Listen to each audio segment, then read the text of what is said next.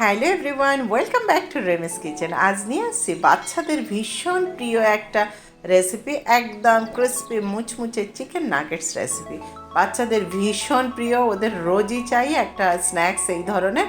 তো তার জন্যে নিয়ে এসেছি আজকে চিকেন নাগেটস। এখানে আমি বোনলেস চিকেন নিয়েছি।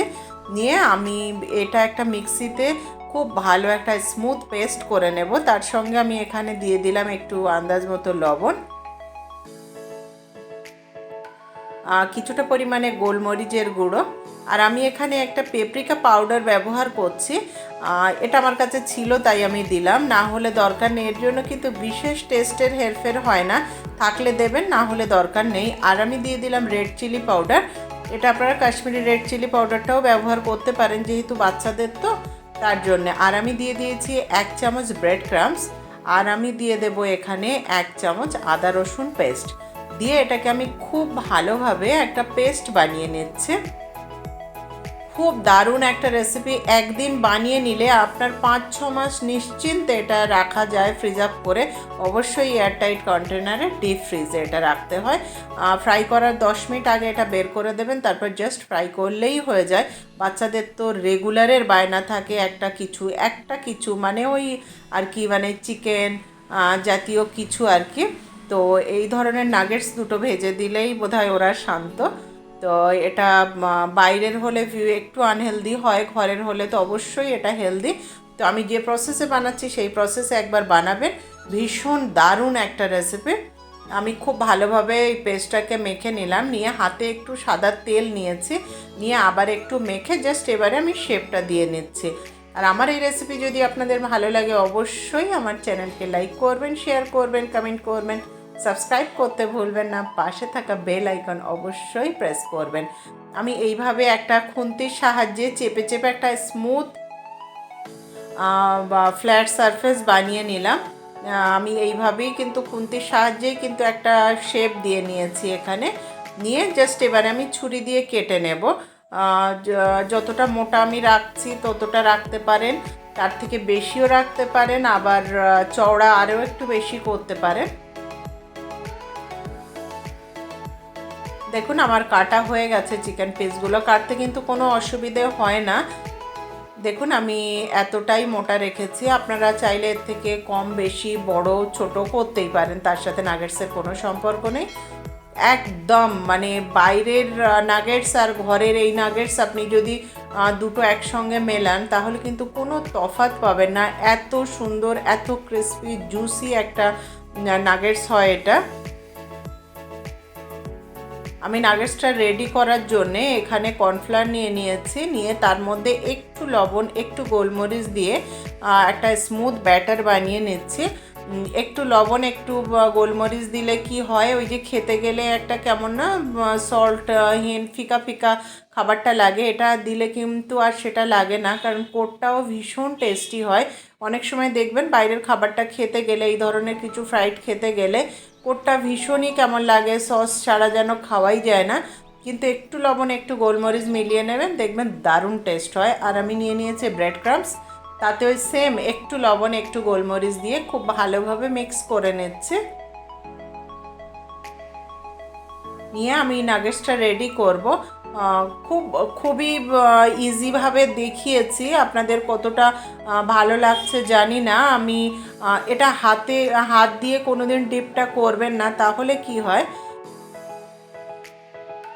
হাতের মধ্যে ব্রেড ক্রাম্বসটা বারবার জড়িয়ে যায়, তাতে ভালোভাবে শেপ দেওয়া যায় না, ব্রেড ক্রাম্বসটাও নষ্ট হয়।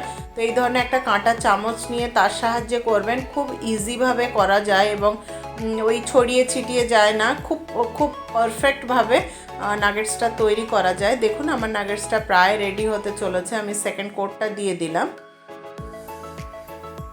খুবই ইজিভাবে দেখিয়েছি, কমপ্লিকেটেড কিচ্ছু নেই, কোনো রকম ঝামেলাওয়ালা ইনগ্রিডিয়েন্টসও নেই, যেটা পাওয়া যায় না কিছু। ওই যে বললাম পেপ্রিকা পাউডারটা ছিল তাই দিলাম, না থাকলে দেওয়ার কোনো প্রয়োজন নেই। দেখুন আমার নাগেটস রেডি হয়ে গেছে।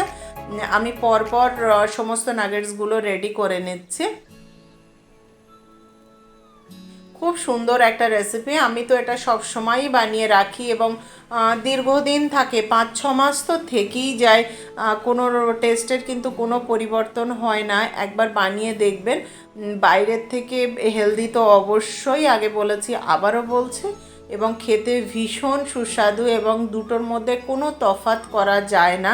ভীষণ টেস্টি একটা রেসিপি, অবশ্যই বানাবেন। আর আমার রেসিপি ভালো লাগলে অবশ্যই আমার চ্যানেলকে লাইক করবেন, শেয়ার করবেন, কমেন্ট করবেন, সাবস্ক্রাইব করতে ভুলবেন না। পাশে থাকা বেল আইকন অবশ্যই প্রেস করবেন। আমার নাগেটসগুলো সব হয়ে গেল। বেল আইকন প্রেস এই কারণেই করবেন, যদি আমার রেসিপি ভালো লাগে নেক্সট রেসিপি আপলোড করলে নোটিফিকেশানটা পেয়ে যাবেন, তাতে দেখতে পাবেন।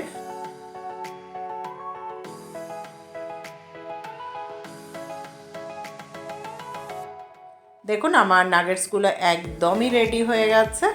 এবারে আমি কিভাবে এটা দীর্ঘদিন ফ্রিজার করে রাখা যায় তার জন্য এখানে একটা এয়ারটাইট কন্টেনার নিয়ে নিয়েছি।